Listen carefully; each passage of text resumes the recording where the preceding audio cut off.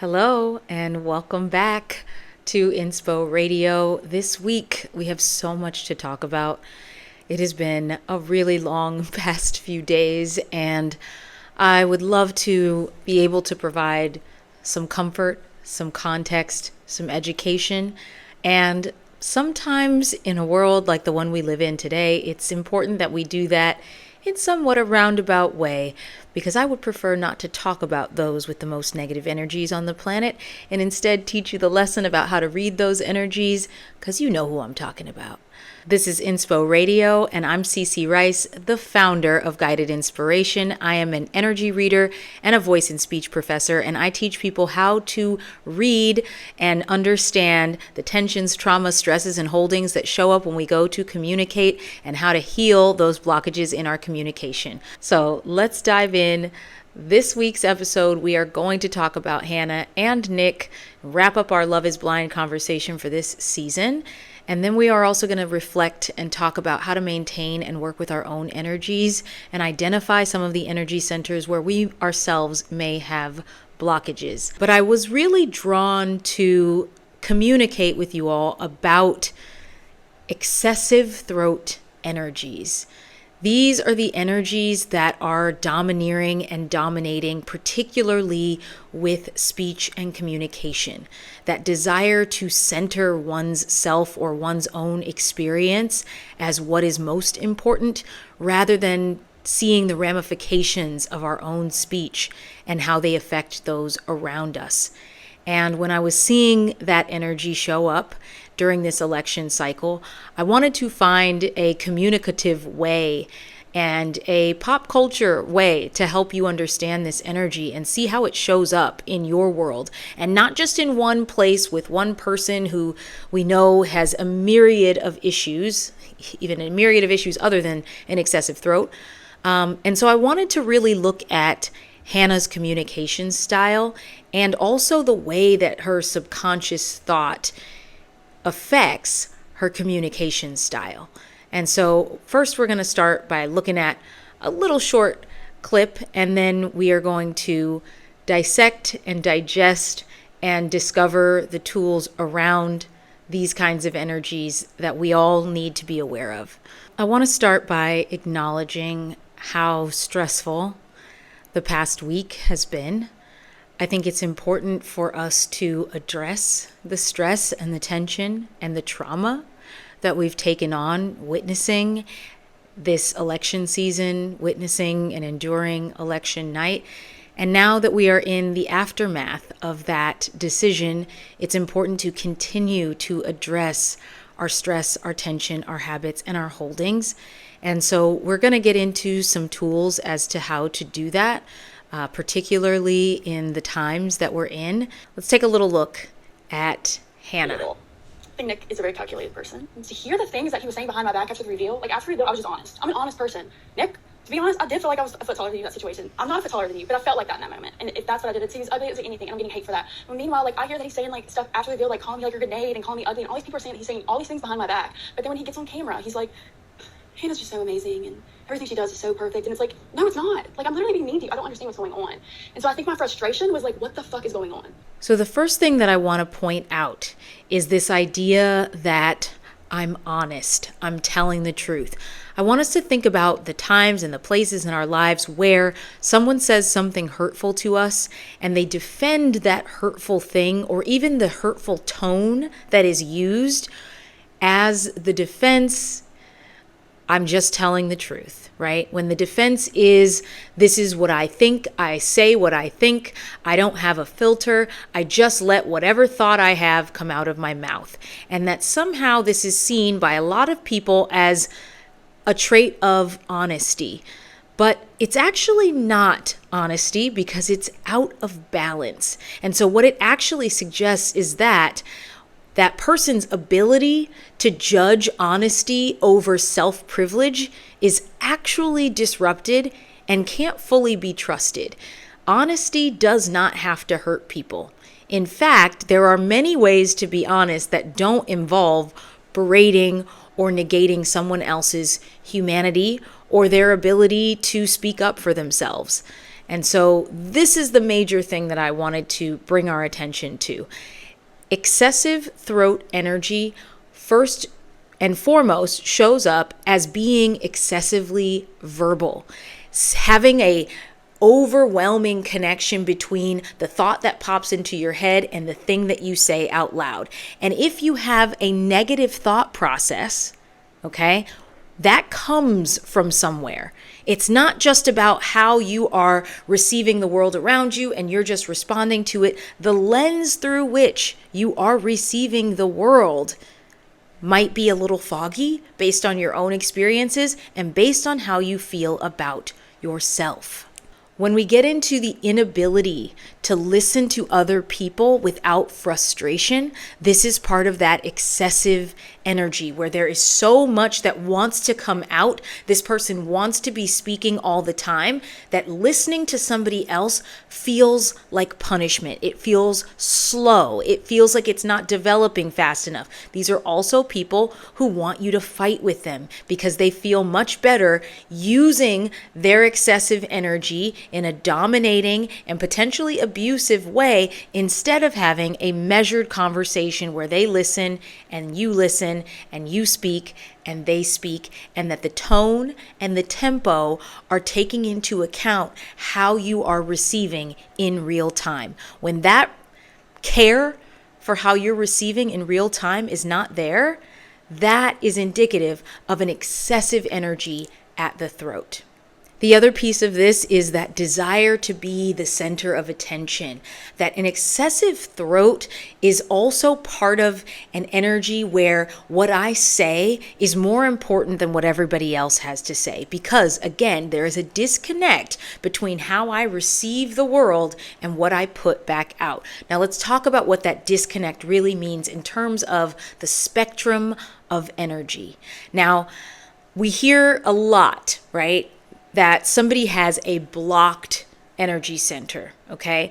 That language, in particular, the language of using blocked, is actually a little bit deceptive because it doesn't quite communicate what's going on. A spectrum of energy means that there is a low side, a high side, and a balanced middle.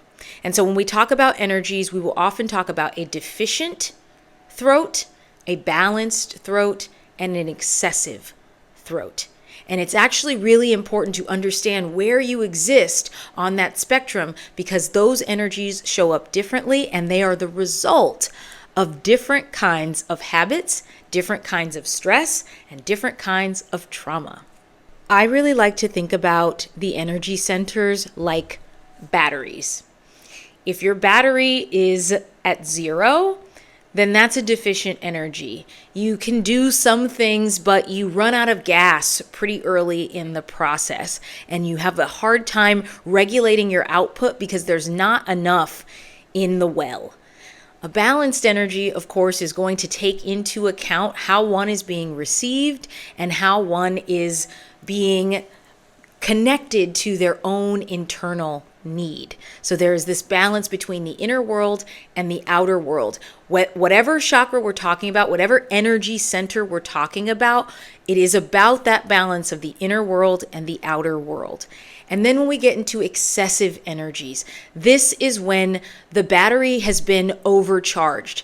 Okay, and that causes disruptions to the functioning as well. It causes massive amounts of output, and then it causes the system to not function as well when that tries to be regulated because there's so much still coming in that trying to hold it back feels like an affront. Okay, when you get so used to dominating with whichever energy center it is, when you're pushing on that expressive center, that causes the outer world to come out of balance with your inner world. Every energy center, whether it is excessive, deficient, or balanced, there will be physical indicators of where you fall on that scale.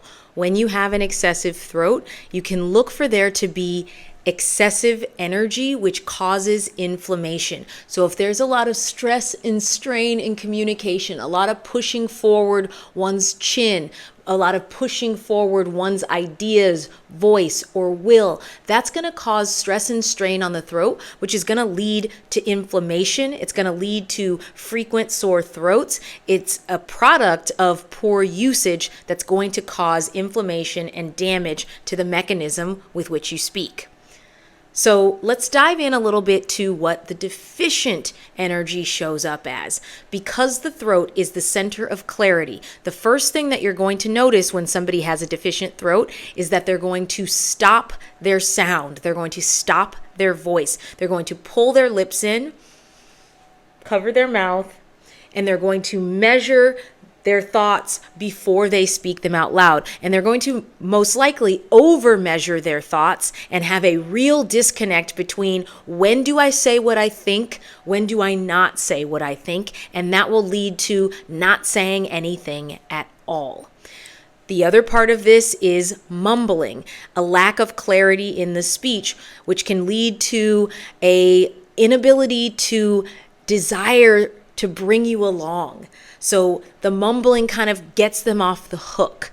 It lets you just leave them alone to not communicate further because I wasn't clear enough to continue this conversation. So I'll just mumble my way through or out of this uncomfortable situation. So that's indicative of a deficient throat as well. And of course, mumbling is the opposite of over-articulating. So somebody also may explain themselves, but leave out all of the important details, leave out the what, when, where, or why, and leave you in confusion because their ability to communicate effectively and articulate that communication is lacking. One thing that I find really interesting about a deficient throat is that a deficient throat is prone to lying, as is an excessive throat, but they are prone to lying for different reasons. The deficient throat is prone to lying because they do not believe that their truth will cause change. They do not believe that their words will affect the outside world in a way that will help them get what they want or what they need. Whereas an excessive throat will put their needs, their wants, their own point of view will be forced out into the world, whether that is based on truthful wisdom or not, whether it is based on information that has been synthesized from the real world and therefore can categorically be defined as truth. They don't care about that. It's all about their own awareness of their own inner world, their own belief system, and that can lead to excessive lying because there is no need to balance what they say with what is true in the outside world. And of course, we must talk about a balanced throat. A balanced throat, of course, is the goal, and that is effective communication that allows for the space and the collaboration of those around us, as well as accounts for wisdom that is synthesized from the outside world and then communicated clearly through clear language. So if you are the kind of person who is able to take multiple facts, maybe even conflicting facts, and make sense of that information and disseminate it in a kind and measured and calm way with breath, allowing for the input of others to adjust your communication style or your understanding of truth, that is indicative of a balanced throat center. The balanced throat center is also where we experience clairaudience, which is the wisdom from the vibrations of the energies around us. So this is what psychics use when they are downloading information and it's coming out, or they're hearing it, and then they are able to clearly communicate what it is that they're hearing from spirit. That is indicative of a balanced communication center because it is taking the energy from an outside world, synthesizing it through a clear pathway, and disseminating that information out. And of course, balanced throat energies seem like confidence because we are able to use our authentic voice through a clear channel and tell our truths and our wisdom to the world around us. And that connection to the authentic voice is also indicative of a balanced throat center, because it is demonstrating that all of the other centers are in balance. It's actually difficult to have a single balanced energy in the body, because all of the other energy centers must work with all of the energy centers. So if you have access to your solar plexus, balanced breath from the diaphragm, and then you are regulating that breath and modulating pitch through the lungs at the heart space, and when it comes up to the throat, it comes out as clear, balanced, with a rich tone indicative of the depths and the heights of pitch within your voice. That is what a balanced throat center should sound like. It is a sense that we all pick up on, that somebody is speaking from their true voice, and therefore we feel their truth more clearly through that voice.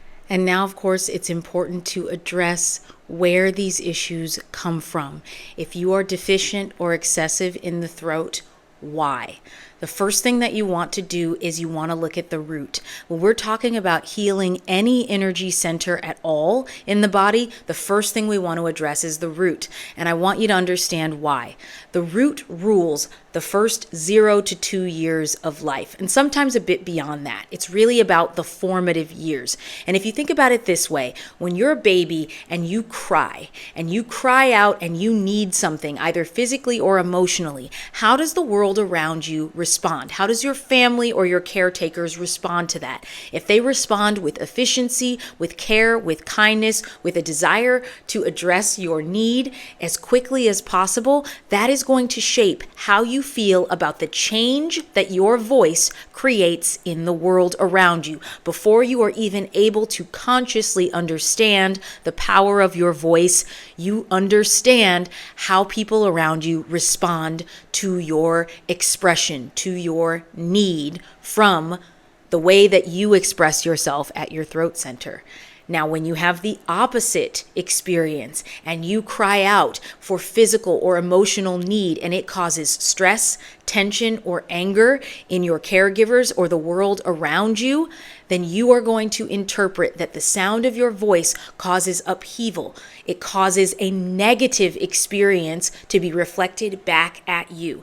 And therefore, oftentimes you will learn to adjust how you express yourself so that you do not get that undesirable reaction. And of course, this is all happening before you have any conscious understanding of how this is working, because it's all happening before you can even use language. Now, you want to start by healing that part of the body, healing the root, by addressing how your root shows up when you communicate. Are you clenching your toes when you're in a communication situation, even if it's not super stressful? Are you having the habit to lock your knees or to tighten at your hips? You want to address that with stretching, with yoga, with balance poses, activating the lower body, walking, making sure that your shoes are balanced, that your gait is balanced. That's going to go a long way to addressing some of the physical components of root balance. And then, of course, you want to do some root work and really address your safety, security, trust in the world, and really deal with some of those deep-seated issues that you may have been ignoring. As you move up the body, you want to address all the energy centers on their way to the energy center that you are trying to balance, because chances are there are imbalances in other places. If you are tensing and tightening at the lower abdomen, that is going to affect how you breathe. It's going to affect how you sound. It's going to affect when and how you have comfort when you communicate. So you want to address, are you emotional armoring around your sacral energy, which is the emotional and creativity center, while you go to communicate? Or is it easeful? Is it soft? Is your belly relaxed and released when you speak? Then you're going to move up to the solar plexus and check in with the diaphragm. Does your voice have diaphragmatic support, or are you only using your voice from the chest up? Or are you allowing your breath to expand in your rib cage so that the diaphragm has the free movement to allow for the lungs to expand. And then you want to address the heart center. And this is probably most important of all for addressing the throat. How are you communicating, or how is the outside world communicating with you in terms of community, empathy, and compassion? Do you have a strong sense that you can communicate with others and that you are positively received? And do others come to you with positive communication? Is there balance there? One of the ways you can start to address this is with heart opening stretches, is with reaching out and expanding the rib cage so that you are creating the space to create the expansion of the lungs so that that becomes a habitual practice, that you are not inhibiting your support system for the throat. And of course, every energy has multiple facets. And so you can see if there are deficiencies, or you can hear if there are deficiencies in the heart just by listening to the sound of your own voice. So if your voice tends to be really monotone and flat and it doesn't express feeling through the use of pitch, that can be representative of a deficient heart energy.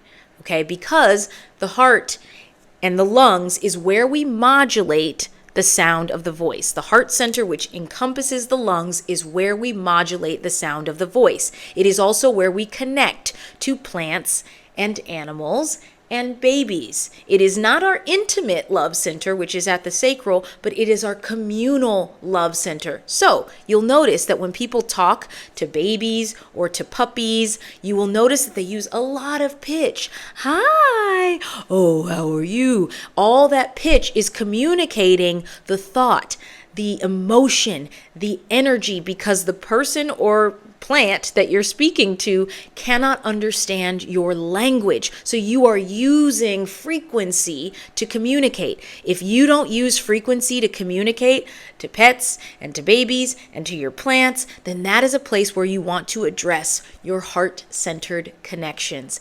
And of course, when addressing your throat and really getting to that healing space where you are directly dealing with the throat, practice measured communication. And you can do this a number of ways. Synthesizing outside information through a clear channel. Can you listen to a podcast and then call up a friend and then give them a clear summary of what you've learned? Can you organize your thoughts without writing them down first? Are you able to listen and receive and collect that information and communicate it with the same amount of clarity with which you received it?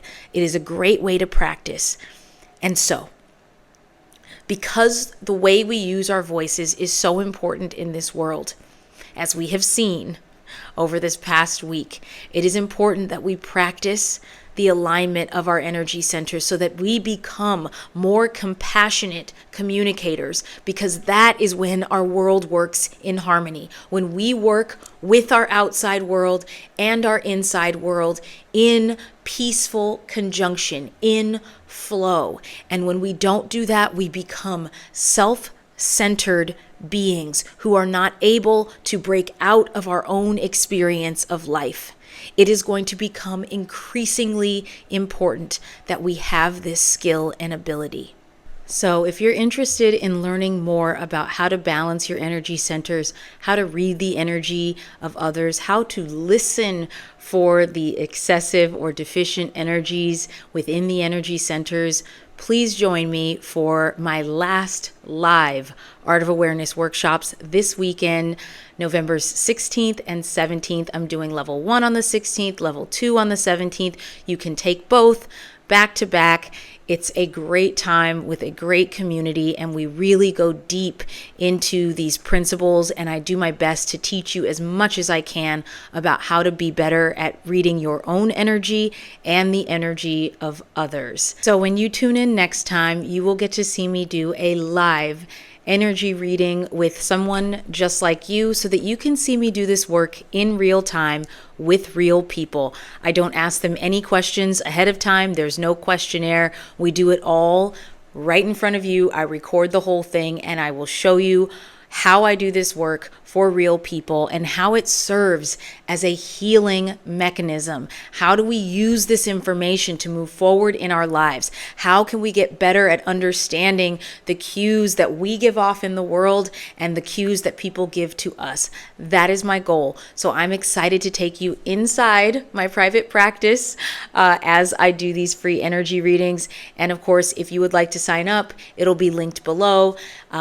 Just keep looking back and checking back in. If you don't see any times available, they become available. A couple more will become available every week. So I look forward to seeing you next time, where we dive a little bit deeper and I can teach you a little bit more. And until then, thank you for watching Inspo Radio. Until next time.